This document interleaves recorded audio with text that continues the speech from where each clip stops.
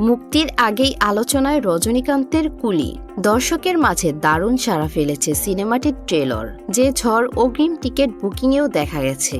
মুক্তির আগেই ৬৬% খরচ তুলে ফেলেছেন নির্মাতারা। ভক্তদের এই উন্মাদনার অন্যতম কারণ সিনেমার তারকাখচিত কাস্ট। রজনীকান্তের সঙ্গে হাজির হচ্ছেন আমির খান, নাগার্জুন, শ্রুতি হাসানের মতো তারকারা। বিগ বাজেটের এই সিনেমাতে কোন তারকা কত পারিশ্রমিক নিয়েছেন তা নিয়েও ছিল জোরালো চর্চা। রজনীকান্তের ২০০ কোটি রুপি পারিশ্রমিকের পর শোনা যাচ্ছিল কুলিতে ক্যামিও চরিত্রের জন্য ২০ কোটি রুপি পারিশ্রমিক নিয়েছেন আমির খান। এরই মধ্যে পাওয়া গেছে নতুন খবর, কুলিতে অভিনয়ের জন্য নাকি কোনো পারিশ্রমিকই নেননি আমির। পুরো চিত্রনাট্য না শুনেই এতে কাজ করার জন্য সম্মতি দিয়েছিলেন আমির খান। এইটা ক্যামিও চরিত্র রূপায়ণের মাধ্যমে তিনি রজনীকান্ত ও তার টিমের প্রতি নিজের ভালোবাসা প্রকাশ করেছেন।